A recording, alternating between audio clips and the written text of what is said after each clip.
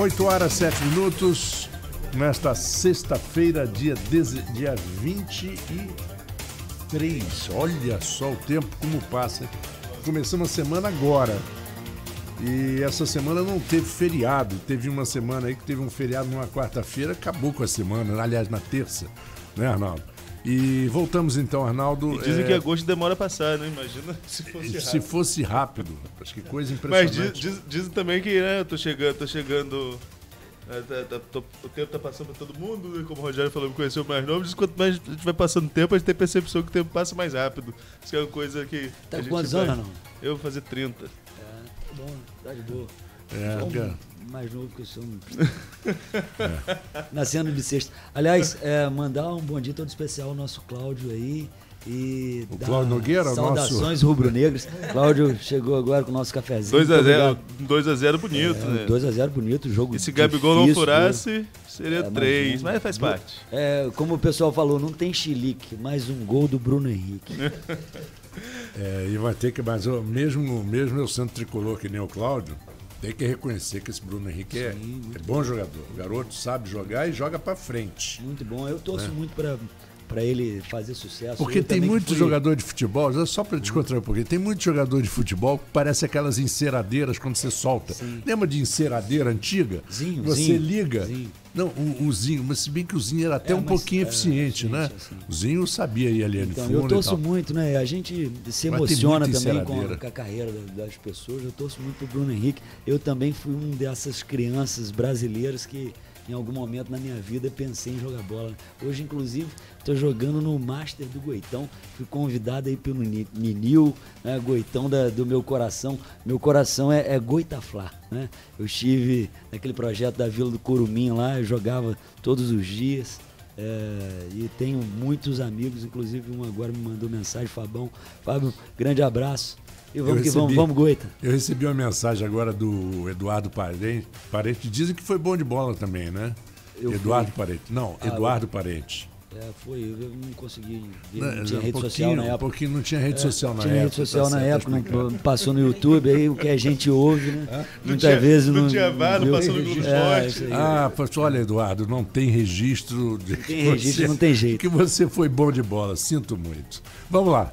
Seguindo, Arnaldo. Vamos entrar um pouquinho no campo político agora. O Rogério já foi presidente da Câmara, já foi vereador, já foi candidato a prefeito. Como você está vendo a conjuntura, o tabuleiro se arrumando aí para 2020, principalmente o prefeito de Campos? Olha, Arnaldo, a planície Goitacá, né, respira política, né, a todo momento, todo instante. Né.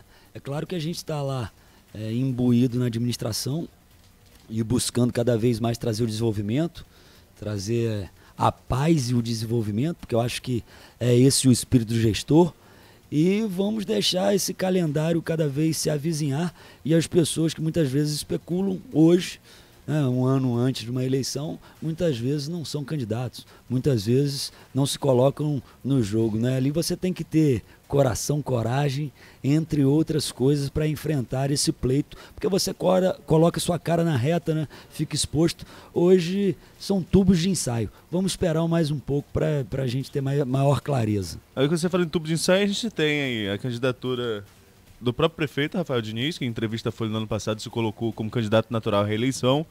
Você tem no grupo, digamos que seja o grupo antagonista, que é o grupo da família Garotinho, se desenhando uma candidatura de Vladimir, embora ele não admita que seja candidato, mas tem a postura de pré-candidato. Caio Viana, novamente, disputou na mesma eleição que você disputou em 2016 e vem se colocando novamente como candidato. Os deputados Gil, Rodrigo um pouco menos, mas enfim, é um nome que está no cenário também. E outras candidaturas que vão surgindo, você tem o Leslie Beethoven, que o Marcos citou mais cedo, o Alexandre Buchaú, que se coloca como pré-candidato, e outros nomes que estão começando a surgir. O Mérida agora, com o PSC, um outro nome que surge. Como você tem avaliado? Você acha que a maioria aí é tubo de ensaio, ou já tem gente articulando? Pode ter ali aquela arrumação dentro desse próprio grupo? Olha, Arnaldo, eu não consigo avaliar isso de maneira clara. Né? Eu vejo todo mundo falar que é candidato agora, vejo nós na administração buscando trazer cada vez mais desenvolvimento para a cidade. O prefeito tem trabalhado bastante, mas eu não consigo realmente entender quem vai ser candidato ou não, né? A gente vê essa especulação toda acontecendo na nossa cidade. Vamos esperar mais um pouco, tem muita água para passar debaixo dessa ponte, para que esse nevoeiro passe e a gente tenha maior clareza em relação a esse caminho, não é? Na eleição de 2016, que você disputou, nós tínhamos como candidatos Rafael, Chicão, Caio, você, Pudim, Nildo, estou esquecendo alguém? Na linha de frente? Acho que não, né? Sim, isso aí. 6 candidatos. Sim. Todo mundo apostava numa eleição em 2 turnos, até que na reta final, Rafael dá uma virada ali, na última semana de pesquisa que isso acontece, e vai naquela onda e chega e liquida a eleição em turno único. Você acha que isso pode voltar a acontecer em Campos em algum momento? Ou pelo menos nesse momento? Eu tenho tentado analisar a política e essa revolução da comunicação, porque hoje a gente até estava falando aqui, né, da imprensa e da crítica que as pessoas fazem. Muitas vezes você tem que ter o contraponto, deixar as pessoas falarem fora da linha editorial, muitas vezes da mídia, né, porque as pessoas querem ouvir isso. Mas a eleição do executivo é uma eleição do não. E você pode ter certeza disso. A eleição do executivo é a eleição do não. Né? Ganha quem tem menos rejeição. Tudo bem que tem a maior publicidade. E aconteceu isso em 2016. Né? A população estava cansada da oligarquia que estava na nossa cidade. Né? E o Rafael estava lá bem posicionado e foi. Mas foi uma eleição do não. Isso tem que estar claro. Isso tem que estar claro na cabeça de todos. E a eleição do governo do estado foi assim também, a eleição do governo federal foi assim também. Eu não estou dando só esse dado, né? A eleição do executivo tem cada vez mais ficado a eleição do não. Olha, eu não quero esse, eu não quero aquele, eu vou nesse. Exatamente. Pode ter certeza. É por exclusão que acontece isso. E muitas vezes, Rogério, a pessoa que é negada, a pessoa que é afastada por negativa, por essa negativa que você se refere, teria, e até pelo bem político do próprio grupo e tal, teria que fazer uma meia-culpa. E não tem feito. As pessoas não admitem os erros. Isso. Né? Olha, e essas rejeições vão se perpetuando. Cada vez mais isso tem que acontecer. Nós estamos no meio de uma revolução. A revolução, ela acontece, né, como aconteceu, porque em outros tempos você não acreditaria que pessoas iam chegar a presidente do Brasil ou governador do estado com as redes sociais, porque você não imaginaria isso. E aí ela fica muito visceral, muitas vezes ela vai com a onda, mas na evolução dessa revolução, eu acredito que as pessoas vão também olhar a trajetória, pensar um pouco mais nessa questão do não. Hoje está sendo não, mas amanhã pode ser realmente da conduta, do cara tá ali, mas olha, eu não vou mais só com a onda, eu vou, sabe? Se aventurar em alguns... Isso pode acontecer. Nomes, isso, né? Agora, sim, isso é uma opinião minha que pode acontecer. Sim. Isso pode acontecer. A gente está no meio de uma revolução. Hoje eu vejo uma eleição do executivo como uma eleição do não. O cara, não quero esse nem aquele. Aquele eu nem conheço tanto. Eu nem conheço o que ele pensa muito. Não é? Porque esse é o debate eleitoral, você tem 20 segundos para falar. Não é? Você vai falar ali, de repente, o que o cara do marketing falou para você, fazer uma frase de efeito que está, de repente, no consciente da população, no inconsciente da população, que vai de encontro que realmente as pessoas querem ouvir. Sim. E aí o cara vai lá, se prepara para aquilo, fala, acabou, entrou no coração, entrou na mente, né? Naquele debate que é muito visceral, você não consegue se aprofundar em tema nenhum, não é verdade? Sim. E aí tem um não, porque tem um cara que tem um desgaste A, B, X, ou D, e o cara falou 2 frases ali que te tocou. Aí você vai com ele. Para a eleição de 2020, sobretudo aqui na nossa região, não fala só Campos, não, mas enfim, para a nossa região, você acredita que possa aparecer um candidato... Porque a gente falou aqui, eu citei os nomes, na verdade, Vladimir, filho do Garotinho, Rafael, filho do neto... Eu vou falar para você... Surgiu um nome novo, como foi o Witzel, por exemplo? Eu vou falar para você e você vai completar isso aí, porque é um grande jornalista político. Em política você já viu... Boi voar. Então pronto. Tudo pode acontecer. Mas então você acredita que pode surgir um outside em Campos também? Olha, a gente está num campo político, né? De ciências humanas, né? Tudo é possível. Tudo é possível. E essa guinada, você mesmo citou aí dessa escolha, o Rio de Janeiro é um exemplo disso, o governador Witzel sai de um ex-juiz federal, vem aqui a Campos, na pré-campanha, e eu sempre cito esse exemplo, que ele esteve aqui, esteve comigo e com a Suzy estava com a gente na época, veio como pré-candidato, ele, sou candidato 1%, ele mesmo brincava com esse dado de ser candidato 1%, na hora de se despedir, ele me cumprimenta a Suzy vai e fala assim, quando estiver aqui como candidato, pode sempre passar aqui. Ele, não vou passar aqui só como candidato, eu venho aqui 8 anos como governador, mas agora já mudou de ideia, né, que parece que ia ser candidato a presidente em 22, pelo menos tem se colocado dessa forma. Então já tem 2 candidatos a presidente, porque o Dória também, com certeza. Também, né, já tem também muita gente já se projetando para 22. Nem acaba uma eleição, a gente já vai pensando, incrível, né? Pensando na outra. Mas como que você vê essa guinada, né? A gente via há muito tempo aí de um mesmo grupo no poder no Rio de Janeiro. Você tinha, desde Garotinho, você vem em sequência, você vê Garotinho, Rosinha, o grupo elege Cabral, depois rompe, Cabral 2 mandatos, Pezão, Eduardo Paes tenta, chega ao segundo turno, mas a população dá uma guinada e escolhe o Whitson governador. Como que você vê essa virada da política fluminense? É o enforcement, que o pessoal fala aí, o enforcement vertical que é feito nas urnas, justamente por conta de tudo que vem acontecendo. É uma quebra de paradigma, né? Se a gente parasse para analisar como política, né?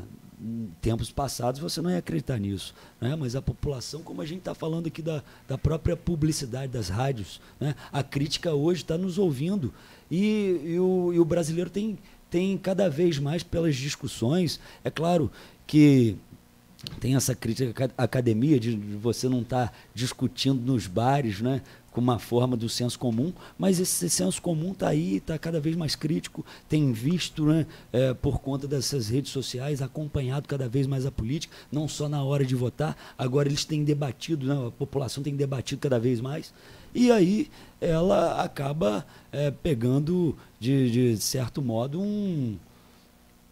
durante esse tempo todo de administrações desse jeito, uma rejeição. E aí foi o que a gente falou aqui, é a eleição do não. Olha, eu não quero esse, eu não quero aquele, eu conheço pouco esse, eu prefiro arriscar. Eu prefiro arriscar nesse novo aqui, né, porque eu não quero mais nenhum desses.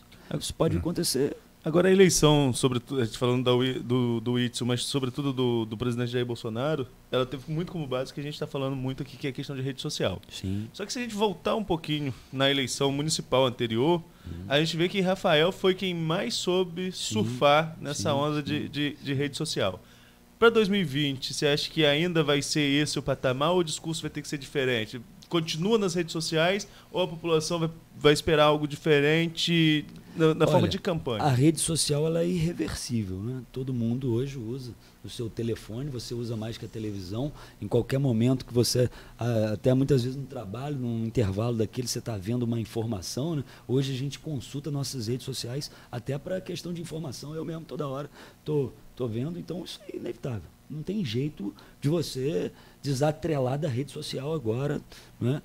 E talvez, como a gente está falando aqui, que é a crítica, são os ouvintes, são todos que estão ali olhando a informação, eles que vão dar esse novo norte. Se eles vão continuar só com não, né, ou não, se eles vão se aprofundar na vida, nos projetos de governos, nas ideias, nos costumes, né? Nós tivemos um presidente que ganhou muito mais pela questão de costumes e famílias do que propriamente de uma agenda econômica. Tudo bem que tinha o Guedes, né, e a questão liberal, mas ele foi mais na questão do costume, não é? Então, assim, vamos ver aí, né, nessas pesquisas de qualidade, né? O que eles estão pensando. Você falou uma coisa que é muito importante, que às vezes o político não percebe. O Brasil é um país conservador. É um país conservador. Basicamente, é o maior país católico do mundo. Sim. E apesar das diferenças e divergências religiosas, ele continua sendo um país conservador. Olha, você consegue ver que o Brasil é conservador. Até o pessoal que tem um discurso mais moderno, né, que seja aí de união homoafetiva, que é uma união civil que existe, sim, mas ele quer casar na igreja, que é uma instituição tradicional. Olha só que contrassenso. Olha que pergunta que o psicólogo quer analisar. Ele fala que ele é progressista, moderno, mas ele quer casar na igreja. Então, assim, é um contrassenso. Né? Exatamente. Então, é isso. Né? Nós estamos no meio de uma revolução. É claro que excessos acontecem para todos os lados e muitas vezes acontecem porque as pessoas planejam que isso aconteça justamente para ter um recorte de quem eles vão trabalhar eleitoralmente. Eles não querem realmente um resultado, um equilíbrio para que isso aconteça. Né? E a gente vê muitas vezes as pessoas se agredindo onde não deveriam. Né?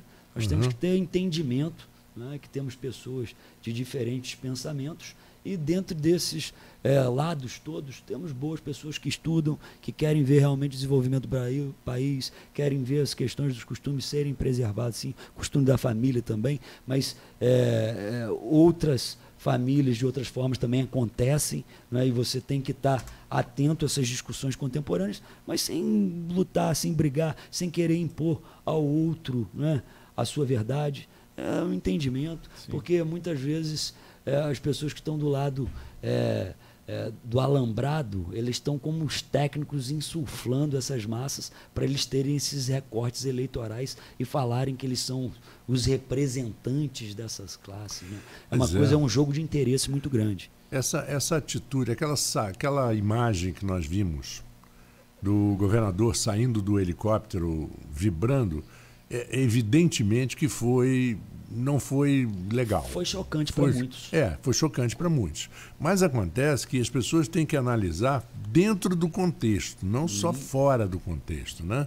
Dentro do contexto é o seguinte, o morador do Rio de Janeiro, ele está abafado pela violência, sim, pelo crime, que não acontece nada. Sim. O menor que assalta, mata e depois é apreendido, sim, e sai em um dia e volta a fazer. Ele já vem, não sei se o Arnaldo concorda comigo.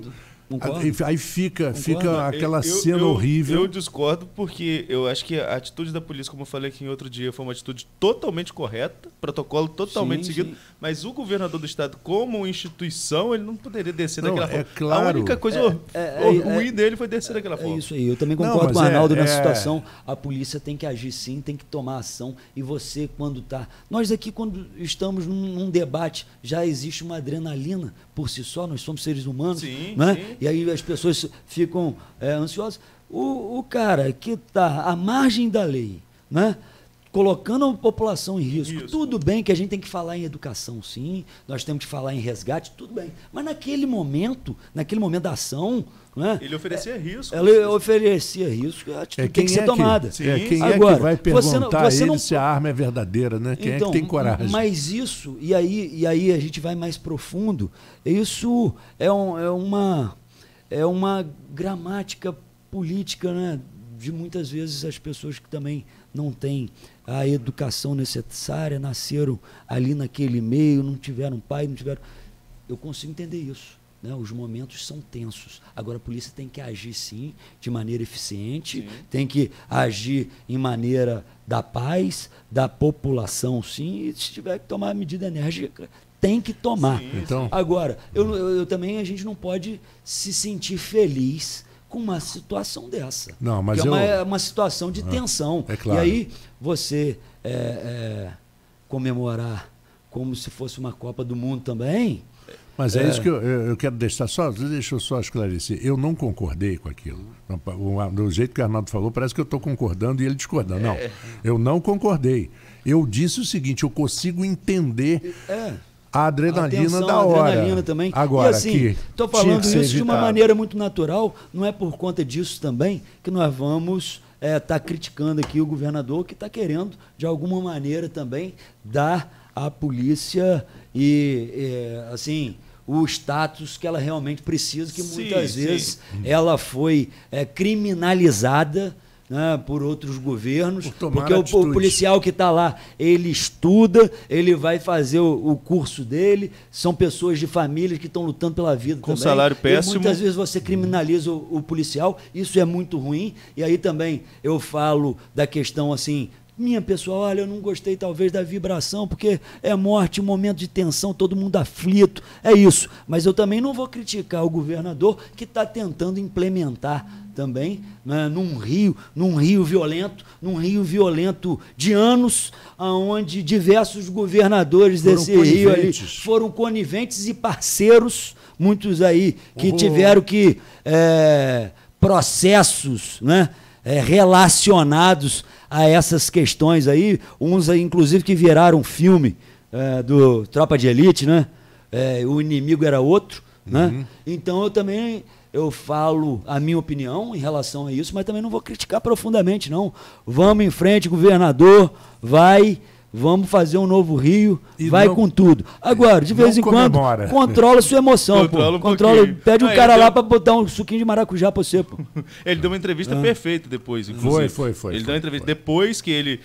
O que ficou ruim foi aquele soquinho no ar comemorando. E aquela corridinha dele, realmente ficou muito feio. Não ficou legal para um chefe É isso, é o protocolo que muitas vezes a gente pede, né? A liturgia do cargo. Exatamente. Mas em ter a liturgia do cargo e tomar a atitude certa, é melhor tomar a atitude certa e não ter a liturgia do cargo. Isso. Rogério, e você para 2020? Você participa do processo eleitoral de alguma forma? Olha, de alguma forma a gente já está sempre, né? Desde 2008. Não, quando eu digo de alguma forma é como candidato. Olha, isso aí a gente ainda não pode falar. Como eu estou te falando, nós temos que estar dedicados à administração, não tem sangue desatado na minha vida, já ganhei, já perdi, já aprendi, né? Busco cada vez mais melhorar no meu desenvolvimento intelectual, no meu desenvolvimento de informações da cidade, de conhecer cada vez mais a cidade, não tem sangue desatado na minha vida, né? Nós vamos com calma, entendendo esse processo da mesma forma que eu falei, ainda está muito distante, acho que temos um mar vermelho para enfrentar, né? E atravessar, tem muita coisa para falar e não vou aqui falar que vou ser candidato ou não. Até porque, acho que há um caminho muito árduo para a gente atravessar. Até porque a sua profissão, ela normalmente, por definição, ela contribui muito com o desenvolvimento de cidade, sim. Independente de você estando ou não em governo. Exatamente. Né? Olha, a arquitetura, principalmente o urbanismo. Com o procurador Zé Paz Neto, que foi um dos coordenadores do plano diretor agora, na questão do zoneamento, conversamos muito, inclusive ontem. Então, assim, as minhas contribuições também, elas talvez nem precisem ser só eleitorais, não é? A gente muitas vezes, quando está nos bastidores também, a gente contribui estudando, né? Buscando realmente trazer essa tecnologia que a gente tem feito na superintendência, e eu acho que já é uma contribuição para isso, desse próprio programa que a gente está falando, o aplicativo Ouvindo Campos, uma cidade extensa como Campos, a gente precisa cada vez mais de informação. Nós fizemos aí, desde a entrada, uma compilação de dados da assistência social, da educação, das entidades de classe, para que a gente possa ter um mapa realmente da nossa cidade em relação a jovens com perfis de jovens aprendizes, né, na cidade toda, aonde nós temos escola, aonde nós temos o processo de trabalho com comércio e indústria. Então, eu, de alguma maneira, estou participando da vida da nossa cidade. Agora, uma coisa que aconteceu na minha vida, que acaba me colocando, eu acho, num outro patamar, que eu virei pai e hoje tenho o Bernardão, não é, que o final de semana vai ficar comigo e a gente acaba mudando a nossa concepção de mundo, de vida, né, por conta de saber que tem o outro ali, que seu filho com uma opinião diferente. Eu tive um pai que foi muito meu amigo e hoje vejo no olho do meu filho, meu pai. Então isso, como um agente público né, da minha cidade, nos coloca num patamar mais sensível, talvez, à vida humana, às relações humanas, que basicamente você administra numa gestão pública, muitas vezes papel, caneta, cimento, mas são pessoas que estão sempre envolvidas com isso, com as suas aflições, com os seus medos, com os seus sonhos, e estamos aí participando dessa maneira. Arnaldo, mais uma pergunta para encerrar. Como membro do governo municipal, do governo Rafael Diniz, como você avalia a gestão? A gente citou aqui no início do programa várias dificuldades que vêm sendo enfrentadas, como greve de médico que está em andamento, mudança no transporte, queda de receita de royalties, queda de participação especial. Como avaliar o governo como um todo, pelo menos até agora, esse terceiro ano de gestão? Olha, eu vejo o Rafael muito talentoso, buscando muito, né? Trabalhar e trazer o desenvolvimento, mas aí nós temos que fazer uma análise do Brasil como um todo. A gente está falando aqui de reforma de um Brasil que ficou obsoleto, de um Brasil que ficou pesado e que todo mundo quer fazer ele ficar mais leve numa nova concepção orçamentária, né, com essas dificuldades todas, e aí você tem que ter coragem para enfrentar. Vejo isso no governo.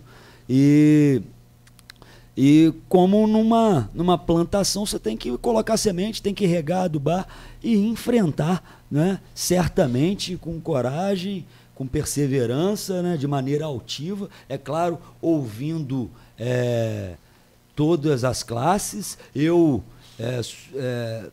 sou muito a favor da questão do médico, eu respeito muito a classe, sei que trabalham muito, sei que trabalham de maneira humanitária, via até alguns comentários aí de pessoas que fizeram aí declarações em relação ao médico que não contribui nada com a cidade, vi colunistas aí falando... uma coluna, isso é minha opinião. Acho que não contribui com nada rivalizar com o médico. O médico tem que ser respeitado, sim, mas nós temos que entender a questão orçamentária que nós estamos vivendo e de maneira pacífica, que eu tenho certeza absoluta que o prefeito pensa assim também, pensa assim, ele não quer rivalizar, a gente entrar no entendimento para mostrar que a concepção de país mudou, tanto é que a gente está fazendo a reforma da Previdência, temos que fazer a reforma tributária. Essas reformas todas, elas vão passar inevitavelmente pelas 5.570 cidades do Brasil. Isso é uma nova concepção administrativa do novo gerencialismo, só que a gente tem que entender que são classes e elas têm que ser respeitadas porque elas passam, né? E elas contribuem muito com a administração, e aí é isso, eu respeito muito essas questões de classe dos médicos, respeito as reivindicações também, né? Isso é minha opinião, e tem que ser respeitada. Pessoa que rivaliza não contribui em nada para a cidade. Nós temos que ter paz, paciência para colocar, né, a bola em campo, com o jogo. Tenho certeza absoluta que isso é uma perspectiva do prefeito também. As pessoas ficam no entorno, muitas vezes, estumando essa briga, essa confusão, esse conflito. Isso não leva a nada a lugar nenhum. E é isso aí, novamente, está aqui, ó, meu respeito irrestrito à classe médica do nosso município, que trabalha muito e trabalha muito de maneira altiva. Bom, Rogério, 8h35. Foi um ótimo papo, né? Ainda bem que não levamos... Aliás, a gente nunca leva para o lado de entrevista, e sim um lado de troca de opiniões, de bate-papo. Viemos para falar de um tema, acabamos falando de todos os outros. Vocês vão me dando liberdade para falar também, eu gosto. As portas estão abertas, você vem quando quiser. Você já sabe, você já era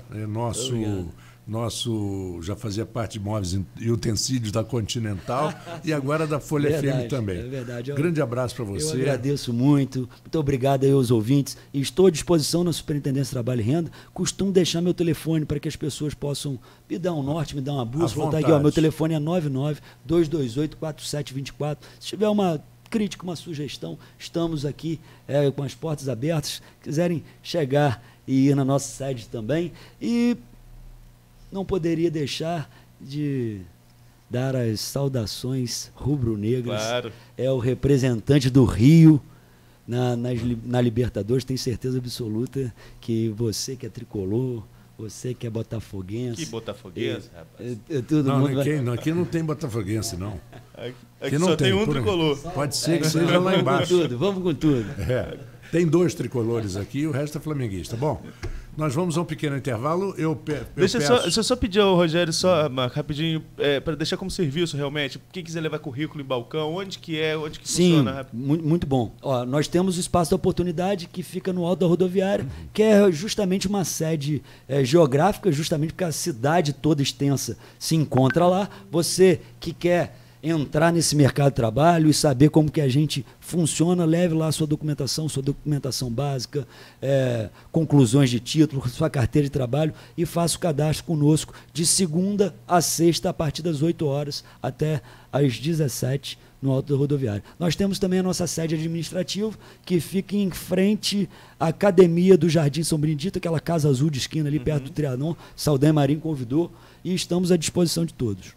Bom, muito obrigado. Nós vamos agora a um pequeno intervalo. No meio aí do intervalo nós vamos soltar o direto da redação com a Paula Vinderon.